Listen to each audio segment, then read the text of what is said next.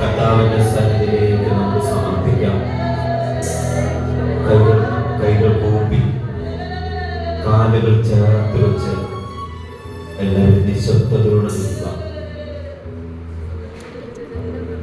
നമ്മൾ ഈ നിമിഷങ്ങളിൽ ഈശോയുടെ പീഡാനുഭവത്തിലേക്ക് ചേർത്ത് വെച്ച് പ്രാർത്ഥിക്കാം. മുറിവേറ്റതിനെല്ലാം വെച്ചിരിക്കുന്ന നിമിഷമാണ്. ഈശോയുടെ ജനനത്തോടും ജീവിതത്തോടും ഈശോയുടെ സഹനത്തോടും മരണത്തോടും ഉത്ഥാനത്തോടും ചേർത്ത് വെച്ച് പ്രാർത്ഥിക്കാം.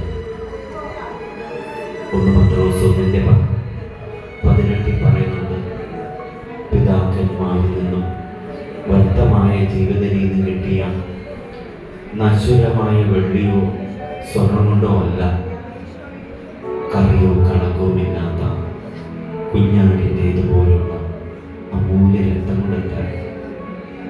അവനാകട്ടെ ലോക സ്ഥാപനത്തിനു മുമ്പേ നിയോഗിക്കപ്പെട്ടവനും ഈ യുഗത്തിൽ നിങ്ങൾക്കായി വിടപ്പെട്ടു.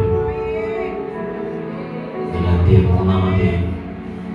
3:13-16 ക്രിസ്തു നമ്മെ പ്രതി ശപിക്കപ്പെട്ടവനായി തീർന്നു. നിയമത്തിന്റെ ശാപത്തിൽ നമ്മെ രക്ഷിച്ചു.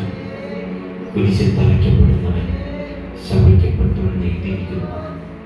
അപ്രാപത്തിന് ലഭിച്ച അനുഗ്രഹം യേശു ക്രിസ്തു വഴി വിജാതിയിലേക്ക് വ്യാപരിക്കേണ്ടതിനാണ് അവിടുന്ന് ഇപ്രകാരം സംഭവിച്ചത്. അതുകൊണ്ട് കൊളോസ്യർ 2:14 ഇങ്ങനെ എഴുതി വെച്ചു, നമുക്ക് ദോഷകരമായിരുന്ന ലിഖിത നിയമങ്ങളെ അവൻ കുരിശിൽ തറച്ച് അവഹേളന പാത്രമാക്കി അമ്മാനമാണ്. എൻ്റെ പാപത്തെ തൻ്റെ ശരീരത്തിൽ ഏറ്റെടുത്ത് അവൻ അമ്മാനമാക്കി. അതുകൊണ്ട് യേശയ്യാ 53:1-6 വരെ നമ്മുടെ പാപങ്ങളും രോഗങ്ങളും ശാപങ്ങളുമാണ് അവൻ യഥാർത്ഥത്തിൽ വഹിച്ചത്. എല്ലാ ശാപത്തെയും തൻ്റെ കുരിശുമരണത്തിലൂടെ ഏറ്റിട്ടുണ്ട്. ദാഹത്തോടെ പ്രാർത്ഥിക്കുക. അതുകൊണ്ട് യേശയ്യാ 50:6 അടിച്ചവർക്ക് പൂർവ്വവും താടി വീഴ്ച പറിച്ചവർക്ക് കവിളുകൂടി ഞാൻ കാണിച്ചു കൊടുത്തു. നിന്ദനത്തിന് തുപ്പലിന് ഞാൻ മുഖം തിരിച്ചില്ല.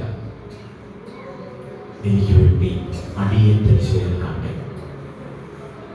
ഈശോയുടെ 5 മുറിവുകളിലേക്ക് നമ്മൾ ചേർത്ത് വെച്ച് പ്രാർത്ഥിക്കാൻ പോവുകയാണ്. അവ കുരിശിൽ